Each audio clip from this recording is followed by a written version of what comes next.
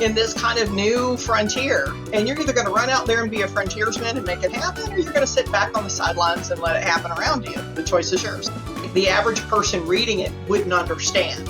So for me, that's another form of merchandising, is to make sure that the product makes sense to the consumer and the product is accessible to the consumer. And then, you can read information and you know exactly what's happening. And, because it was like, okay, that right there, you can't replace that authenticity with marketing copy. You're hearing from someone who is speaking from their personal experience.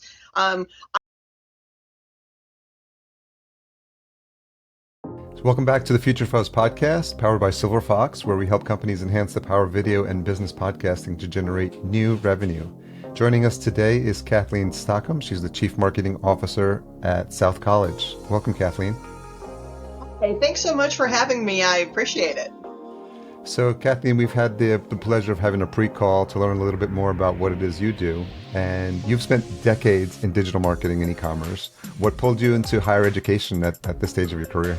Yeah, you say decades, and that's old. So I don't know. I can relate for sure, because I've been in the business for a while. I've been doing this a really long time. I spent 28 years in e-commerce for some really big brands you've probably heard of before. And I got a reach out from South College, and they were very interested in bringing in a marketer and not necessarily an academic. And I came in and talked to them and had the background, obviously, in MarTech and in all of digital marketing and customer retention and everything else. And they said, we'd love for you to join us as Chief Marketing Officer. And so here I am, and I'm coming up on 4 years here very, very soon. And it's been really exciting to learn a whole new vertical that I didn't know before. But on the other hand, there are a lot of similarities between the two different verticals. It's about putting the right opportunity in front of the right time in the right place. That really, honestly, isn't a whole lot different than e-commerce. But the nice thing is, instead of selling somebody a sweater, we're really helping these consumers change their life, going back to school and getting a new education or more education, as the case may be. It's been awesome.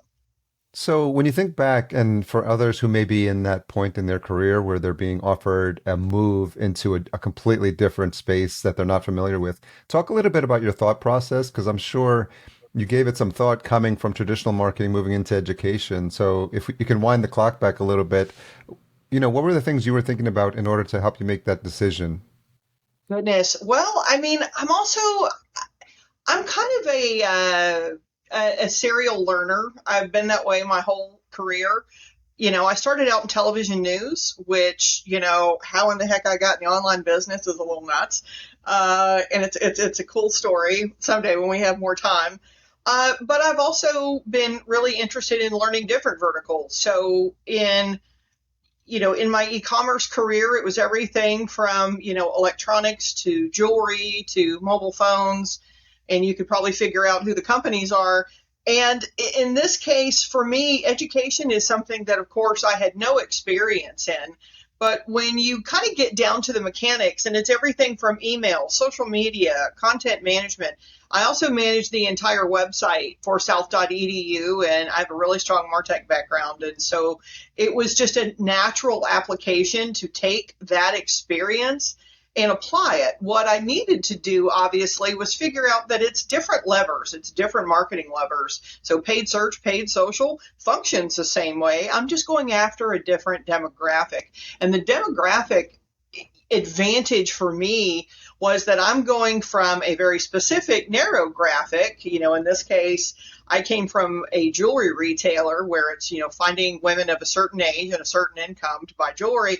Now it's 18-year-olds, 25-year-olds, 40 and 50-year-olds that are career changers or looking to get that more advanced degree. So I'm having a great time as a marketer with this really wide demographic. And let's face it, a lot of different ways to get in front of them, that it's not just a Google PLA data feed of products. I've got social media for starters, and we have, awesome content. And now with the advent of AI, I have other inventive ways of kind of getting myself added to that conversation. And that's what's been really exciting. And for me, it's like learning it all over again. It's like, 1999 and 2000, I was at AOL at the time, and there was a whole lot of conversation about, are people really going to buy things online? And, are they really going to, buy something that they can't touch, see, and feel? And the answer is, well, yes. So here we Yeah. are. When people hear marketing in higher education, I'm sure they often picture something like really traditional. And you Mhm. touched on a couple of those points, but how different is the reality today? Well, I mean, I have the unusual advantage as a digital marketer, and again, as a technology nerd, that I can walk the halls. We have 10 campuses across 7 states, so I have Wow. the ability to walk the halls and actually see my constituents, see my consumers. We actually just had a start yesterday where we're starting our winter quarter, and I'm watching all of these students run around the building, and they're in scrubs and they're wide-eyed and holding their books and their notebooks and their computers, and they don't know which room to go to. You know, that's for me kind of the difference, and the touchstone is that, you can sell somebody a sweater or a computer at, in a brick and mortar store. Online, you don't have that ability, and you don't get to connect with somebody unless they're emailing a complaint or, they're interacting with you on social media. I love meeting the students. I talk to them all the time in the elevator. How you doing? Got a test today? Whatever the issue is. But to be able to look that consumer in the eye and know that somewhere in their journey to becoming a student, they have run across the website, a paid search ad, a social media ad, an organic social piece, I have a podcast, so maybe they've listened to the podcast. I get excited when our admissions officers say that they have potential students. Oh yeah, I heard the podcast, or I got to listen to a podcast about, this program or that program. That's exciting because it's kind of nice to be part of their journey, even a teeny tiny part of their journey. But our efforts and the efforts of the entire institution and all of the, emphasis and importance that we put on this level of communication and, whatever direction they're going in it, no matter what their age is, that's exciting. Yeah, for sure. And your audience isn't a single student profile as you've outlined. So how does marketing change when you're speaking to 18-year-olds, career switchers, working adults all at the same time? Yeah, I mean, that's really kind of the pie in the face that comes with the job, right? Because you're correct. I can't speak to a 45-year-old, individual who already has an MBA who's thinking about the doctor of business administration, the same way that I can talk to an 18 or 19-year-old that's interested in radiography or nursing. And then it's wholesale different when you're also looking and talking to someone who is a career changer. They started out their career maybe doing something administrative, and they've decided, what? I want to go to PA school, or, I want to be a pharmacist, or I want to be, a respiratory therapist, and they're going out and doing their research. And again, we're finding in a lot of metrics that we look at, depending on the demographic, they research their programs differently. An 18 or 19-year-old is going to get their kind of wisdom of crowds from social media, from videos. They're going to get obviously more peer-related information from people who look like them and sound like them. A 35 or 40-year-old who's thinking about getting that MBA or that doctor of ministry, or whatever that program is, the first thing they're going to do is go online and research. And they're going to look at the website, and they're going to compare, and they're going to go out and they're going to read all the information they can. They're going to ask ChatGPT, what ChatGPT thinks. And For so, sure. for us, it's really having the opportunity to kind of have not just a buffet of information, but it's a very specific buffet that, you're this kind of individual, so you're going to get this information.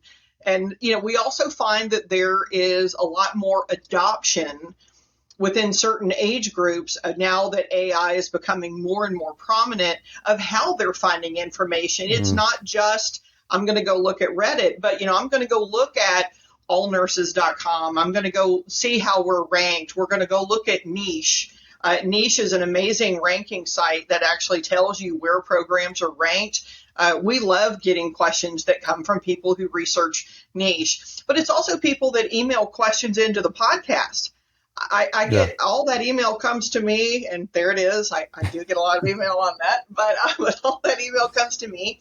And it's amazing to see that someone who is a stay-at-home mom who is thinking about nursing, who heard the podcast talking about, how to take the TEAS exam and what you need to prepare. And the TEAS exam is an entrance exam to see if you can handle the rigors of nursing school. Okay. So it's kind of a pre-screener.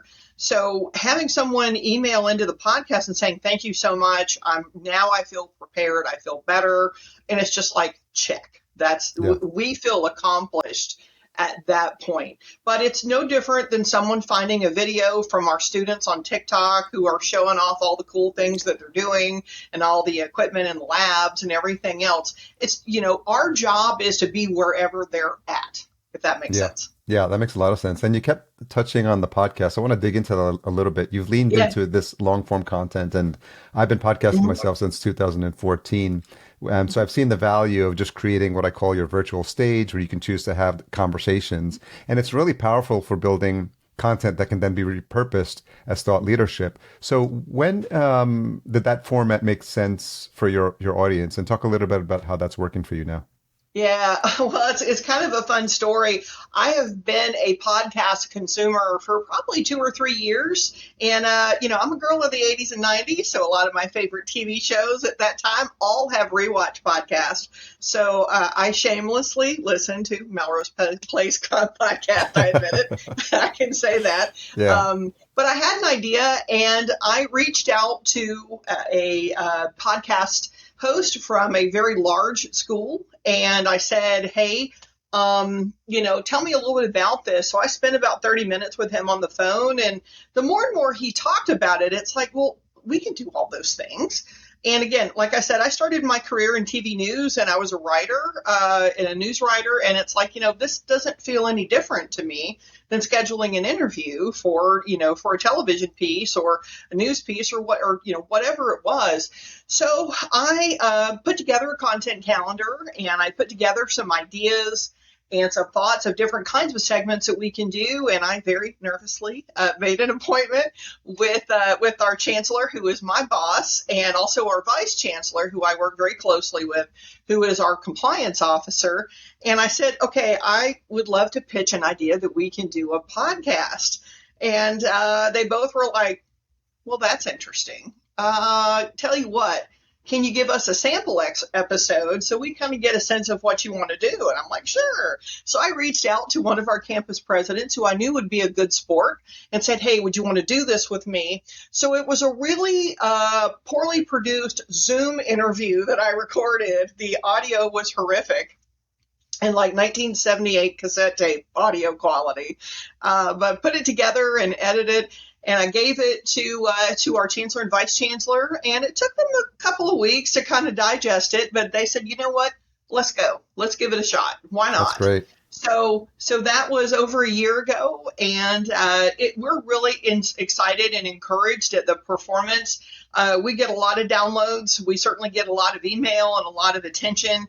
And it's been awesome. And I've learned so much about my colleagues who are all very, enthusiastic contributors to it, and they have lots of great stories. We also have a lot of fun on the podcast, and I always call it the lighter side of what we do here at South College. We have a lot of fun, mostly me making fun of myself because, I'm also talking to people who are a lot younger than me, but it's great fun. We talk to our students. We have our students talk to each other about in certain programs. We have alumni talking to current students in the same program, which is great. And I take the microphone and I go to our campuses and I just start interviewing students live. And it's great. And it's a lot of fun. I interviewed students at one of our graduations last year, and people are excited. And of course, they've had this major milestone. So the bloopers have been amazing and a lot of mistakes. Sure. Yeah. I know you can relate. Yeah. But we've also repurposed a lot of that content. So we've been using that content as student experience articles. We've used it to push off into other endeavors and other pieces of content. We also take a lot of the questions that people email to us, and I use that to shape the content calendar of getting more information that people are looking for. So it's a very iterative process, and most importantly, it's a live, living thing that we can move around in different directions, and that's been honestly the most fun. It's not just, having a talking head, but we're really using it to kind of open a broad window into everything we do at all 10 of our campuses, plus online. And then we also have competency-based education as well, which is a flexible learning format. And again, those are even, those students are fascinating because they're holding down full-time jobs, families, and everything else, and they're getting an advanced degree on their own time. So again, it just feels very different for each campus. And like I said, that's what makes it amazing. Yeah, it sounds like you're getting so much input and you're hearing directly from students, alumni, and faculty. Mm-hmm. Why is that better than just leading with traditional institutional messaging? Oh, goodness. Well, I mean, as a marketer, I don't necessarily think anybody's interested in what I have to say as an employee, but actually hearing from the students and then also from the faculty and the people you're actually going to be seeing in the classroom and the people you're going to be learning from, that has so much more authenticity than just, marketing speak. Mm-hmm. Anybody can write marketing copy, but it makes, I think, a whole world of difference when you have an authentic voice of a student saying, I was scared to death to do these things, and now that I'm here and here's what's happening, it's great. And then to see these same students at graduation that I interviewed in the hallway, at a certain location, I mean, that also brings it full circle. And, it's for me, it's about learning. Remember, I came from retail, 28 years of nothing but hardcore retail to come into the EDU space. And every day I'm learning something. The first time I heard, and it's acronym heavy, by the way, here's kind of the funny part. The first time I heard the acronym MSN, which is Master of Science in Nursing, I was like, oh, Microsoft Network. I know what that is. Yeah, of course. So, I mean, that's the great part is, even regardless of experience, you have to come into a new vertical like EDU, and you've really got to open your mind up and be ready to figure out how to apply everything you know into a vertical you know nothing about. And that pretty much describes the last 4 years for me. Yeah. And speaking of like learning new things, I'd be remiss if we didn't touch on AI a bit. It's obviously reshaping markets everywhere. Mm-hmm. And so, being in, coming from the experience that you've had, I'm sure there's been waves of all new tech and all new things to learn. But what feels genuinely new this time when we're talking about AI compared to past technology shifts? Yeah, that's a great question. I'll take you back to the late 1990s, early 2000s, when everyone was talking about getting your page indexed.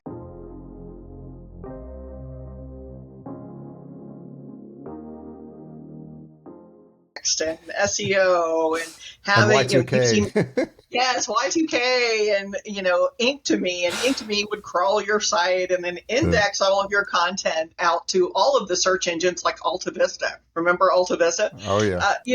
It kind of reminds me of those days because every day you come into the office, there's a new search engine, there's a new something, and you've got to learn a whole new dance. We're kind of in that bonanza right now where you think anybody that tells you that they know everything about AI is full of it because every day it's changing. Every day it's moving. Everyone talked about geos. Okay, great. I know what that is. And then it's AOs. AEO. Yeah. It's like answer engine. Oh, okay. Yeah, I know what that is. And so it reminds me of those early days of search engine optimization because it's kind of a similar but more advanced playbook. So the game is changing daily. And so for us at South College, we have run 100 miles at this. We have fully embraced it. We have dedicated individuals who are monitoring, citations. We're looking at content. We're looking at other content opportunities out there and how other players are doing it. But we're also taking a very pragmatic approach that everything that we do, it's like a movement of 1,000 cuts. It's eventually going to become something that's a little more impactful. I always get amused when I get emails from salespeople. They're like, "We're going to give you your AI toolkit," and it's like, give me a break. Yeah. It's not a toolkit. It's not an off-the-shelf one size fits all. It has to change the way that you think about everything in your ecosphere. Yeah. So it's not just content, but it is social media. It's also about the way that you represent yourself across, for us, a nationwide footprint and, 7 states where we have campuses. So I've got to also monitor and be careful and think about how we present our programs and our content in different areas. But it's also paying attention and watching the patterns of consumers and how they're getting information. So if they are using answer engines like Claude or Gemini or ChatGPT, how are they asking those questions? So my little secret sauce to that, what I've been doing is, and I've been doing this for years, and it comes from e-commerce, but I go hang out in GA4 a little bit, and I pay attention to what people are typing in the search bar on my website. Smart. And I know that sounds like very, 2001, but it's a really nice indicator to see what people are looking for. And then we take that list and we also compare it for the citations that we see where we're being mentioned, and you kind of put it all together in a fun little meatloaf to see what people are looking for, how they're searching, but most importantly, are they searching using ChatGPT in full sentences? Or are they giving ChatGPT prompts? Hey, find for me a program that will allow me to get a Bachelor of Science in Nursing and a Master of Science in Nursing in this amount of time. And, we better show up for that. We better be there for that. Or, hey, I'm in Chattanooga, Tennessee, and I'm willing to drive 2 hours. Find me a nursing school, and is that South College Marietta? It probably could be. And so those are the things that we are trying to anticipate and get in front of. And it's not a one size fits all either, because I know some of my colleagues at other schools are using AI to do slightly different things. Yeah. For us, it's about being at the right place at the right time. And gee, that sounds a lot like e-commerce, by the way. It's about putting the right product in front of the right person at the right time. And so it's really kind of the same principle for us. But again, we also have to be willing to take off that hat and be able to put another hat on and learn a different dance each day as this continues to materialize and change. Absolutely.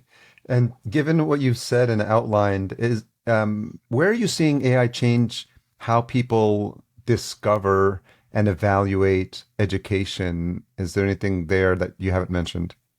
Yeah, I feel like because a lot of these answer engines are very thorough, almost too thorough in some cases when they provide information back, what you're dealing with is a better informed consumer. And that's new and that's different. So for me, as the brand, as the marketer, I don't get to lead that conversation. I'm just going to be excited to be in that conversation. A more informed consumer is a good, bad thing. I have a good friend who is a physician, and we just had this conversation, and I said, well, what's it like having a patient come in and they've already self-diagnosed? They already know exactly what's wrong. And their comment to me was, it's annoying. Yeah, and that's happening a lot too now. Yes. So again, instead of being resistant to that as a brand, we really lean into that again, this is not just some clueless person who's coming in and saying, I don't know what I want to do. Most of these potential students that are finding us, they know exactly what they want. They know exactly the direction they want to be in. They're very, very specific. And the questions that they're asking are coming from a place of being better informed. And I think overall, outside of EDU, I think having a better informed consumer is a great thing. I mean, look what's happening in the food industry right now. Oh yeah. There is so much content and so much information in a brand new food pyramid. You have a much better informed consumer who's going to not just scan the back of the can or the box of food and look for the sugar and the carbs. They're actually looking at the ingredients. Yeah. And so what we see is kind of the same dynamic in the education space. People are asking about, I clean out all the Facebook comments every day. So people are asking about accreditation. Are you accredited? Are you Okay. regionally accredited? Yeah. Or Yeah. are you this programmatically corrected for this particular organization?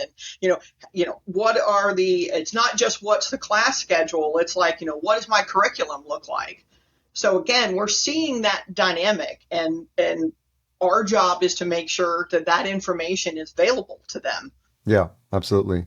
I love this e-commerce mindset you're bringing into education. How does thinking about something like traditional merchandising apply when the product is somebody's future?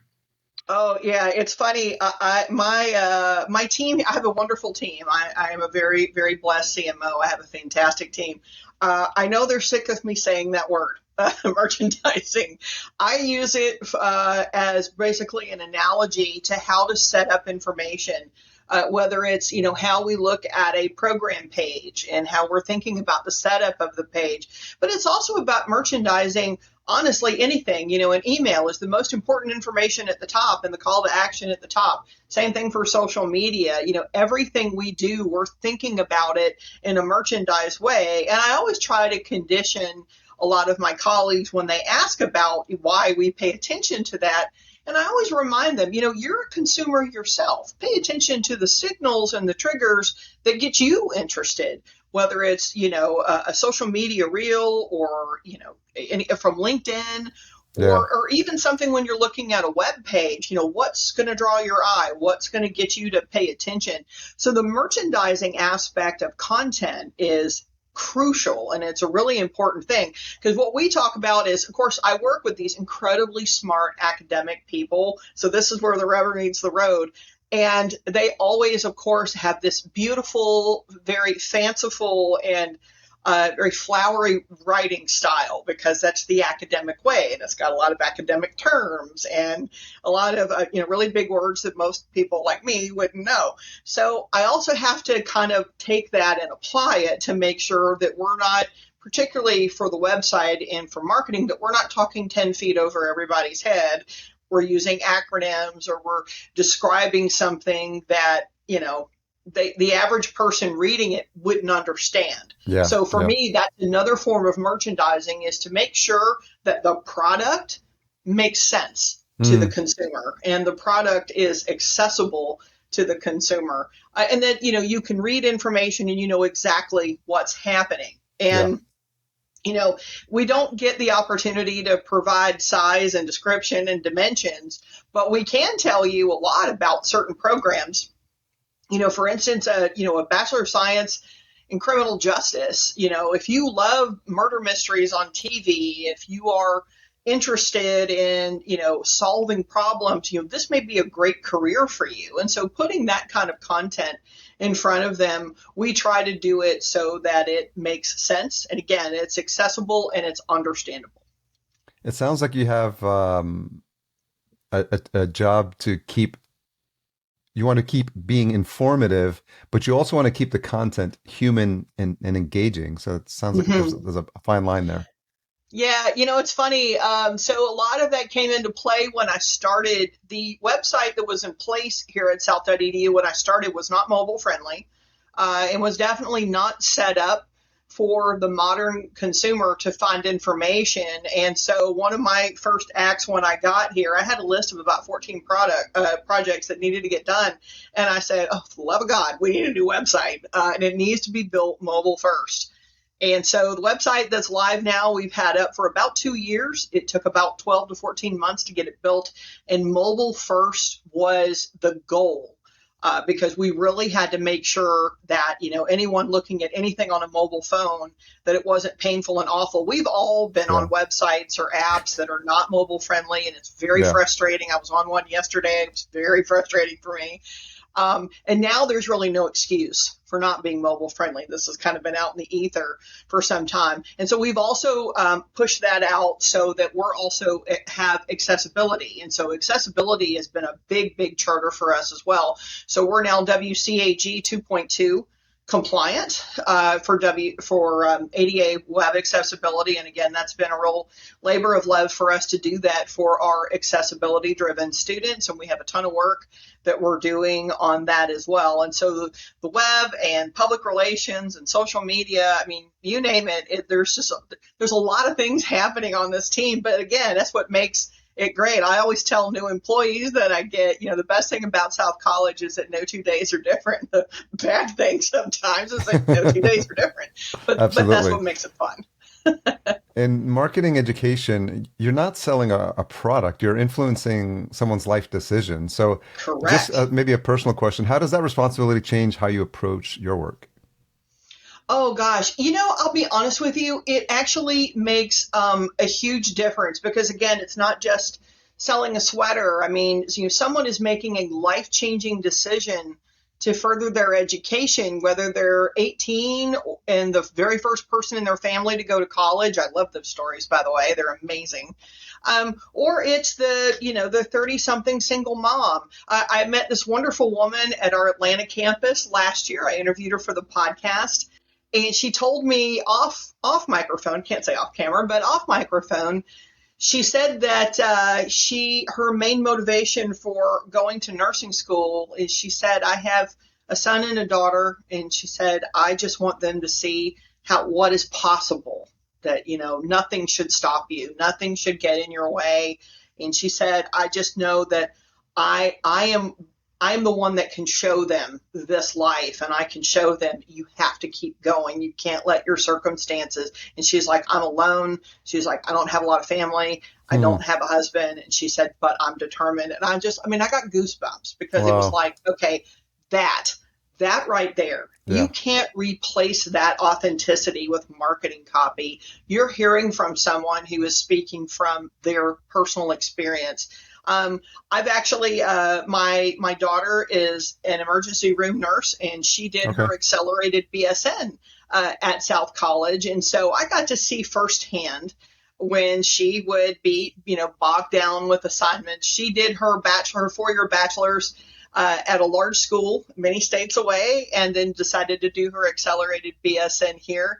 And she was just buried in labs and work and clinicals and learning and reading and all of those things. And so it gave me and I had only been in the job about a year when that happened.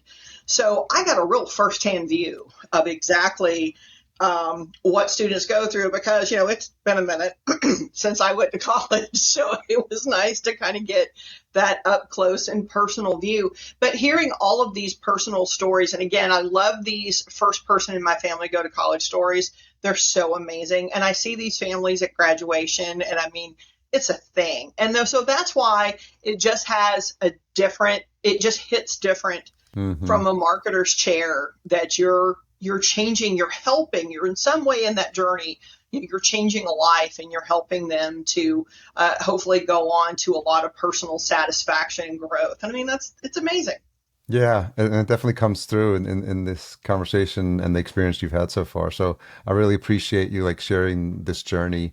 Just as we get close to wrapping up, if you're looking ahead, what do you think digital marketers, especially in education, need to either rethink or unlearn first? Yeah, it's funny. I see articles, I see information that flies around a little bit on LinkedIn, and two thoughts come to mind. The first thought is, I read a lot of marketing panic about AI and about, it's going to do these things, and I'm worried about how it's going to affect. It's more of a self-centered focus of how is it going to, take over my job, how it's going to do these things. And I feel the opposite. And I think everyone should embrace it a different way.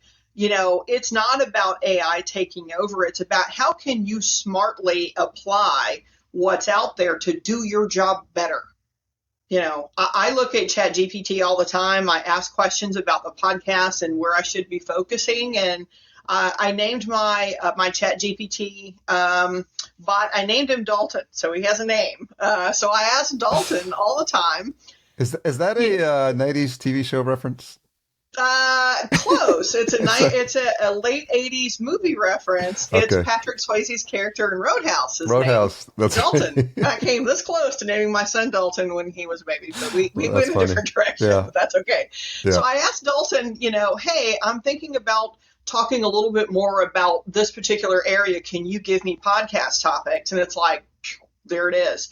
I use it to enhance what we're doing. I use it as it's almost like having an extra employee or an extra strategist to bounce ideas off of. And that for me is valuable. And I think that anyone who is marketing for, an institution, whether it's a large institution or a small institution, you need to be running at this. You need to be utilizing this to make you better, to make you more efficient, to think differently. You really have to embrace that. And I think the second thing that has to happen is understanding that, how you marketed to consumers even 3 years ago, 5 years ago, 10 years ago, that's all out the window. But you just throw it away because that's not what's happening. Again, it goes back to what I said earlier about this more informed consumer, and they have so many different pathways to get information, to understand, to make decisions, to convert, to be a hand raiser. It's not just all about Google anymore. It's not just all about, I just need to just be there. Well, no, it's not just about being there. It's about being relevant and being at the place that they're at and meeting them where they're at for what they're looking for. And if you can't do that, then, I think it's going to be a rough couple of years for you. And Yeah. it goes back to how brick and mortar felt in the 2000s about when internet came along and e-commerce came along. Yeah. And there was a whole lot of poo-pooing. Oh, nobody's going to buy anything online. Well, guess what? You were wrong. Yeah. So it's kind of the same principle. Run at it, learn it, and use it. If you can't do that, then, maybe you should do something else. I'll never forget. It was the late 90s. I was living in New York and I was at a friend's party and one of his friends came over and he's like, that internet thing, I don't think it's going to take off. And I'll never forget that phrase. And it was just like, Luddite mentality of like, what's this thing? It's never going to happen. And I think that's happening now with a lot of the tech we see with AI and You're stuff, 100% right. I was at AOL for almost 5 years, and I was on the original Shopping Channel team. And I remember sitting in these editorial meetings with all of these hoity-toity editorial people in Dulles, Virginia, who were all about, getting the news out there and the content out there. And I'm just the e-commerce dork, sitting in the meeting. And I'm like, well, we have 1-800-Flowers and they have this, they spent all this money on ads and we doing all these things. And they're all kind of like, oh, isn't that nice, And they're all saying, nobody cares. Nobody's going to buy this stuff. Nobody's going to order flowers online. Oh, dear God. I almost wish I could snapshot that moment because I remember how that felt. And I also remember in 1998 delivering the first $1.3 billion holiday for AOL, $1.3 billion in e-commerce sales in 1998 when everybody was saying, So, and just a quick funny codicil to that. I got married in 1997 and my in-laws did not understand what I did. And they were not happy that I had moved my husband out of Minnesota to Virginia to be at AOL. And they're like, if you like this shopping thing, we have shopping malls here. And it's like, oh, gosh, you don't understand what I do for a living. That's so funny. So, it's all iterative. And so here we are again in this kind of new frontier. And you're either going to run out there and be a frontiersman and make it happen, or you're going to sit back on the sidelines and let it happen around you. The choice is yours. Yeah. Well, that's a great bow for this conversation. Thank you so much for this inspiring chat, especially for folks that are changing industries, moving into a new one where change is constantly happening. I think, the phrase is the only thing constant is change, right? So I think as a marketer, it's important to have the skill set to really apply what you've learned in previous niches and previous industries and saying, how can that apply here? And I think you've done that masterfully here. Thank you. at Southdale here, and I think that you bring a lot of value from your e-commerce background into this space. So I think this is going to be a valuable conversation for marketers. So I appreciate you taking the time to share your inspiring story, Kathleen. Oh, thank you so much. It was a pleasure. Hoping I can have you as a guest on my podcast at some point. We I would love definitely that. need to talk about that. Yeah, I would love that. Let's coordinate that. All So right. the website is south.edu. Anywhere else you want to send folks to connect? Yeah, no, that's correct. South.edu. You can also follow us on Facebook, LinkedIn, Instagram. We're very active and 10 campuses across 7 states, online and CBE. We're doing it every day. Over 20,000 students right now. It's busy. That's one of the best calls to action I've heard in a while. So clearly you've got the marketing DNA happening all the time. So that's great. Thanks again for this conversation, Kathleen. I really appreciate it. Awesome. Thank you so much.